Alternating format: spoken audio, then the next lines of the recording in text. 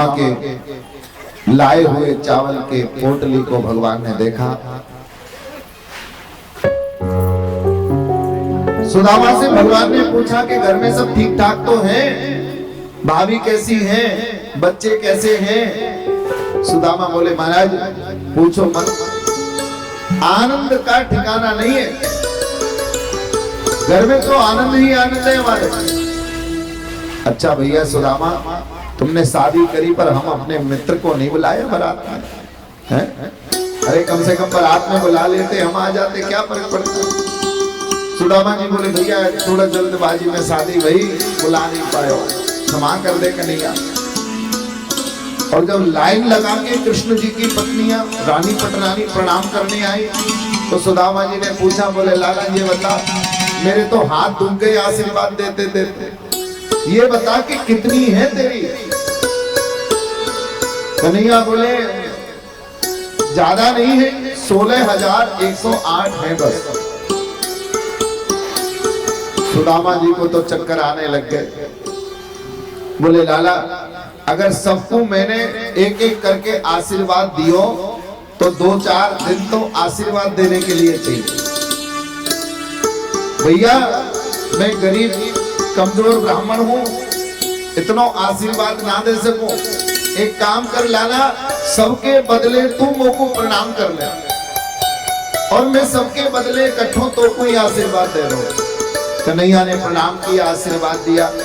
कन्हैया बोले अच्छा एक बात बताओ मित्र, भाभी ने कुछ भेजा है? भाभी ने कुछ भेजा है हमारे लिए? सुदामा जी ने चारों ओर देखा, अरे इतनी सब बड़े बड़े घरों की राजकुमारियां बैठी, बड़े बड़े राजा बैठे, सबके सामने में वो सुशीला की साड़ी के पल्लू में बंधे हुए चावल दूंगा तो अच्छा नहीं लगेगा, शर्म आ रही है, कैसे दे निकाल करके। लेकिन भगवान तो सारे संकोच को हटा देते हैं।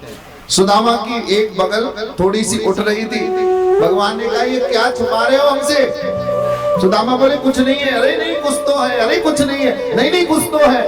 भगवान ने हाथ बढ़ाया आगे और जबरदस्ती सुदामा की बगल में दबी हुई पोटली को द्वारिकाधीश ने खींच लिया। प्रेम से कहो श्री।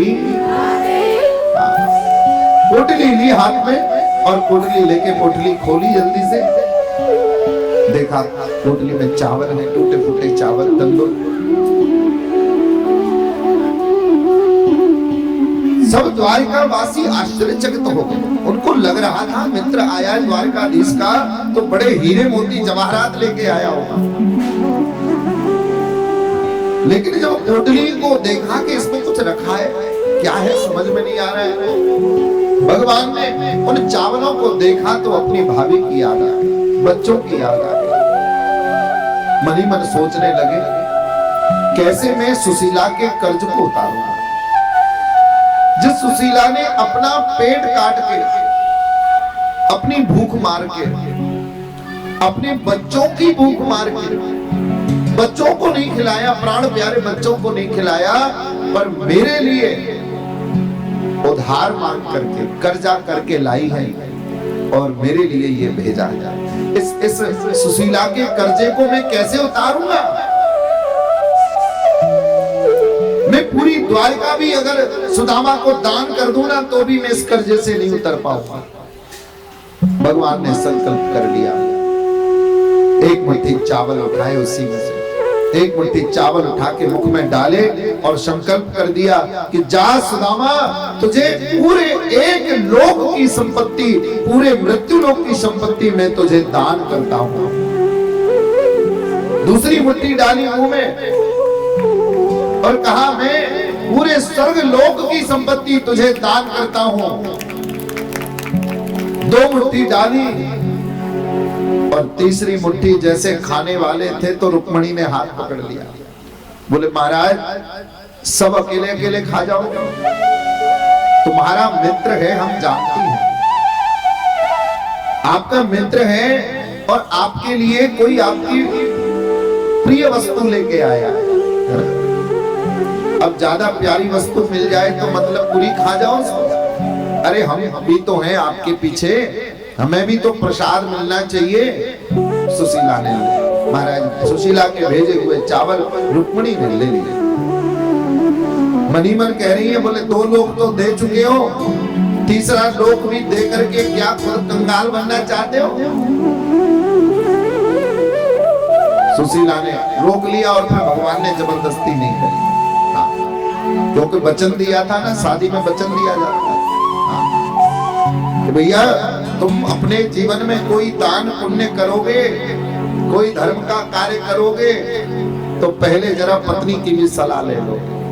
हाँ, क्योंकि वो धर्म में लगाती है, इसीलिए धर्म पत्नी है। रुक्मिणी ने कहा देखो अब दान नहीं देने दूंगी, 2 मुट्ठी दे दिया ना, बस 2 मुट्ठी के बदले 2 लोग दे दिए, अब महाराज अब नहीं। पर सुदामा को आज भगवान सब कुछ देना चाहते थे। चरणों में बैठे, थोड़े दिन सेवा करी। सुदामा बोले भैया बड़ी चिंता हो रही है, तेरी भाभी घर में अकेली है, बच्चे घर में अकेले, जाना पड़ेगा। भगवान चाहते तो सुदामा को 10-5 दिन और रोक लेते, पर सुदामा इस भाव से कह रहे थे कि कन्हैया ये न सोचे ऐसे तो द्वारिका में रहने को, महल में रहने को मिल रहा है, चकाचक सेवा हो रही है, तो अब तो सुदामा का मन ही नहीं कर रहा है जाने का। सुदामा कह रहे घर जाना चाहता हूं मैं। कन्हैया ने कहा देखो थोड़े दिन और रह जाते तो अच्छा होता, पर आपने सोच लिया है कि मुझे जाना है तो ठीक है चले जाओ। सुदामा को आश्चर्य हुआ, अरे एक बार भी नहीं कहा कि रुक जाओ, आज तो रुकी जाओ, कल चले जाना, एक बार भी नहीं रोका। कुछ लोग होते हैं ना महाराज, एक बार भी मान जाते हैं और फिर मुसीबत आ जाती है। अब सर्दी का समय, रात में 12 बजे रिश्तेदार आ जाए, ठंड में सुकुड़ते सुकुड़ते पूछे अच्छा बताओ चाय पियोगे, भले घर में दूध नहीं है, भैया फॉर्मेलिटी तो करनी पड़ेगी, बोले चाय पियोगे, बोले हाँ हाँ पी लेंगे, सर्दी का समय। अब 12 बजे कहाँ से चाय बनाए? बोले भैया ये तो एक बार भी मान गया, एक बार मना कर देता तो दोबारा नहीं पूछते, तो बात बन जाती। लेकिन यहाँ पर मान गए एक बार में ठाकुर जी, यही तो ठाकुर जी की विशेषता है, एक बार में मान जाता। सुदामा को रोका नहीं भगवान ने, जाओ जाओ। सुदामा जी बोले ठीक है चल चल। था क्या सुदामा जी के पास, बस अपनी झोली कंधे पर डाली, सबको आशीर्वाद दिया। अच्छा भैया जब मैं जाऊं फिर? हाँ महाराज ठीक है। भगवान स्वयं छोड़ने के लिए द्वारिका के मुख्य द्वार तक आए। सुदामा सोच रहा है विदा कराने तो आ गए, लेकिन दक्षिणा तो दी नहीं। अरे ब्राह्मण घर में आया है तो कम से कम ब्राह्मण को विदा करते समय जो यथाशक्ति सामर्थ्य हो दान दक्षिणा देके विदा करना चाहिए कि खाली हाथ भेज देने। इतना बड़ा राजा है, द्वारिकाधीश है, हीरे मोती जड़ रहे हैं महल में, लेकिन ये नहीं है कि थोड़ा सा कुछ दान पुण्य कर दे अपने मित्र को। पर देखो जरूरत कितनी बड़ी है सुदामा की, पर सुदामा ने अपने मित्र से मांगा नहीं, सुदामा ने मांगा नहीं और भगवान ने बिना मांगे दिया नहीं, उसको सामने से नहीं दिया। सुदामा खाली हाथ जा रहे हैं, सोचते जा रहे हैं भाई है तो बड़ा आदमी लेकिन है बड़ा कंजूस, इतना बड़ा राजा बन गया लेकिन है तो गैया चराने वाला ग्वाल ही ना, कैसे दान दे देगा ये? कुछ नहीं दिया इसने, पर चल कोई बात नहीं है। अच्छा हुआ कन्हैया तूने सोच समझ के नहीं दिया होगा, अच्छा हुआ मुझे नहीं दिया, दे देता तो उसी में मन लगा रहता, हाय धन हाय धन। सुदामा जैसे आए थे वैसे चले गए। रास्ते में कहते हैं चोरों ने सुदामा को लूटने के लिए पकड़ लिया। चोरों ने लूटने के लिए पकड़ा तो सुदामा की झोली झंडा सब चेक करे, देखा कि कुछ नहीं है उसमें, तो फूटी कौड़ी भी नहीं है। सब आश्चर्य में हो गए, बोले कोई ब्राह्मण, साधारण सा ब्राह्मण भी द्वारिका से आता है तो बहुत सारा धन संपत्ति लेके आता है, ये तो मित्र है भगवान का, और भगवान ने कुछ नहीं दिया। एक बोला अरे नहीं नहीं ये मित्र नहीं है, कोई दूसरा होगा, ये तो कोई गरीब ब्राह्मण भिखारी सा दिखाई देता है, छोड़ दो इसको। सुदामा जी चले गए। अब मन में सोचते जा रहे हैं कि सही किया कन्हैया ने कि गलत किया। अगर कन्हैया आज कुछ धन संपत्ति भी दे देता तो उस धन संपत्ति के साथ में मेरे प्राण भी चले जाते, अच्छा हुआ कन्हैया तूने कुछ नहीं दिया। अब सुदामा जब अपने घर अपने गांव पहुंचे तो जहां झोपड़ी बनी थी गांव के बाहर, वहां पर अब झोपड़ी नहीं है, अब तो वहां सोने के महल खड़े हैं। प्रेम से कह दो श्री राम। कि सुदामा मंदिर देख डरे, अरे यहाँ थी मेरी टूटी झुपड़िया, अब कंचन महल खड़े, सुदामा मंदिर देख डरे। यहाँ तो मेरी टूटी झोपड़ी थी, ये सोने का महल किसने बना दिया? द्वारपाल खड़े थे, दरवाजे पर चौकीदार खड़े थे। सुदामा जी ने आके कहा, सुनो भैया, यहाँ एक झोपड़ी थी, इस महल के बनने से पहले एक झोपड़ी थी, उस झोपड़ी में एक ब्राह्मणी और दो छोटे छोटे बच्चे रहते थे, आपने देखे हैं क्या वो? चौकीदार बोले, नहीं नहीं महाराज, हमने नहीं देखा, हम तो नए नए आए हैं ना, नई नई ड्यूटी लगी है हमारी, हमें कुछ नहीं पता। अच्छा भैया, ये महल किसका है? जिसने बनाया होगा उसको तो पता होगी। बोली, ये महल हमारे सुदामा जी महाराज का है। सुदामा जी पूछ रहे हैं, सैनिक बता रहे, बोले सुदामा जी महाराज का। सुदामा जी बोले, सुदामा? अरे सुदामा तो मेरा ही नाम है, पर मेरा तो महल हो नहीं सकता, ये तो किसी ने महाराज गड़बड़ी करी है कुछ है? मेरा भी नाम सुदामा और इसका भी नाम सुदामा, इसका मतलब इसने कुछ उलटफेर करके मेरी जमीन हड़प ली है, मेरी झोपड़ी को तोड़ फोड़ के महल बना दिया। बड़ा आदमी कौन लड़े इससे? सुदामा जी दुखी हो गए, अब क्या करें, कहां जाएं?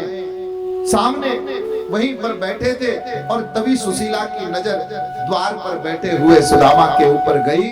सुशीला बड़ी प्रसन्न हो गई, तुरंत आरती की थाली सजाई, पुष्प माला लेकर के, माला आदि लेकर के अपनी सहेली सखियों के साथ में, अब तो नौकर चाकर भी मिल गए ना, कोई कमी नहीं है, सखियों के साथ में, और दौड़ती हुई द्वार पर गई और जाकर के सुदामा के चरण में झुक करके प्रणाम किया।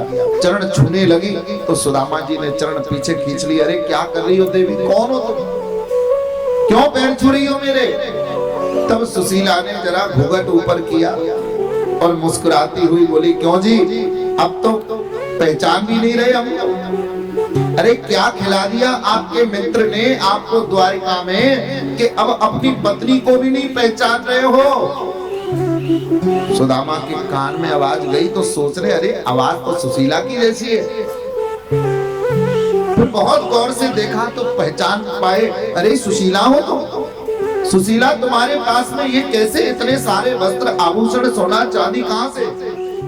बोले महाराज, ये तो आपकी दया से है। आप जब चले गए थे कुछ दिन बाद सैनिक यहाँ पर आए, उन्होंने कहा कि हमें सुदामा जी ने भेजा है और झोपड़ी को तोड़ करके यहाँ सोने का महल बना दिया। उनके साथ में एक मुनीम जी भी आए थे। मुनीम जी कह रहे थे कि मैं सुदामा का मुनीम हूँ। सुदामा जी बोले, अरे राम राम, अरे देवी, हमारी कौन सी फैक्ट्री चल रही है, बड़े बड़े कारखाने चल रहे जो हम मुनीम रखेंगे? हमारे पास कोई मुनीम नहीं है। बोले, देखो जी, मेरे से तो यही कहा था, अगर आप नहीं मान रहे मेरी बात सच, तो मुनीम जी अभी गए थोड़े ही, अंदर ही बैठे हैं, चलो मिल लो, खुद ही पूछ लो। सुदामा बोले, मुनीम जी बैठे अभी? हाँ हाँ। तुरंत सुदामा जी दौड़ते हुए अंदर गए और अंदर जाके जब दृश्य देखा तो अद्भुत था। अंदर एक सुंदर से स्थान में, सुंदर सी सभा में, एक सुंदर से रत्न जड़ित सिंहासन पर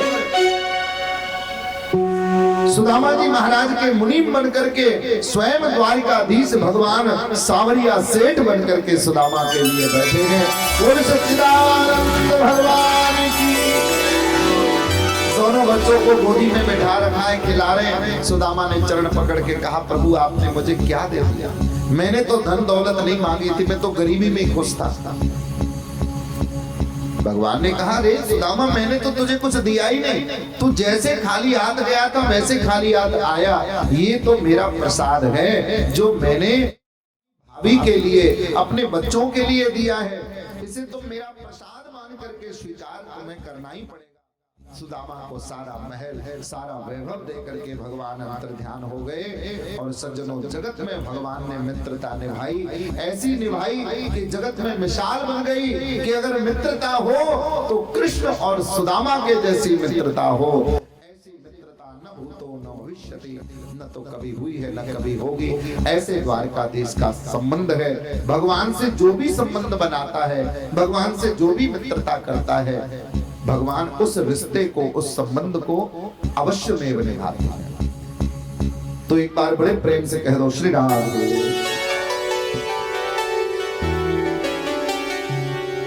गुरुदेव सुखदेव राजा परीक्षित को कहते हैं, राजन, तत्पश्चात बहुत दिनों तक भगवान ने अद्भुत लीलाएं करी, महाभारत जैसे युद्ध को संपन्न कराया।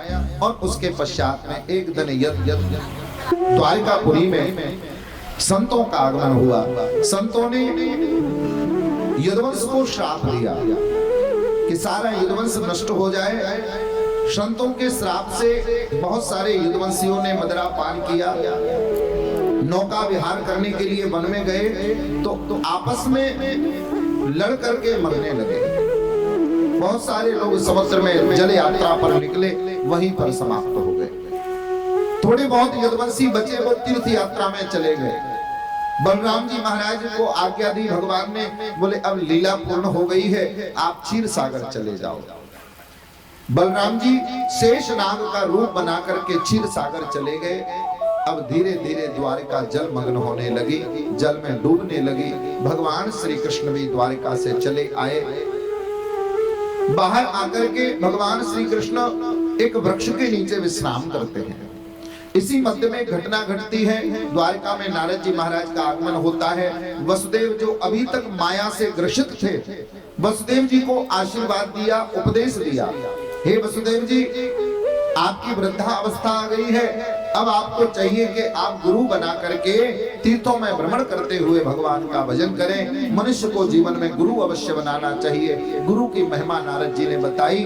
कहा एक बार आपके पूर्वज महाराज यदु के यहाँ दत्तात्रेय जी का आगमन हुआ था और दत्तात्रेय जी ने कहा था कि भैया जीवन में गुरु जरूर बनाना चाहिए। दीक्षा गुरु एक, शिक्षा गुरु अनेक। जहां से भी कुछ सीखने को मिल जाए वो हमारे गुरु हैं। और दत्तात्रेय जी कहते हैं मैंने 24 गुरु बनाए। पृथ्वी वायु आकाश मापो निष्ठ चंद्रमा रवि कपोतो अज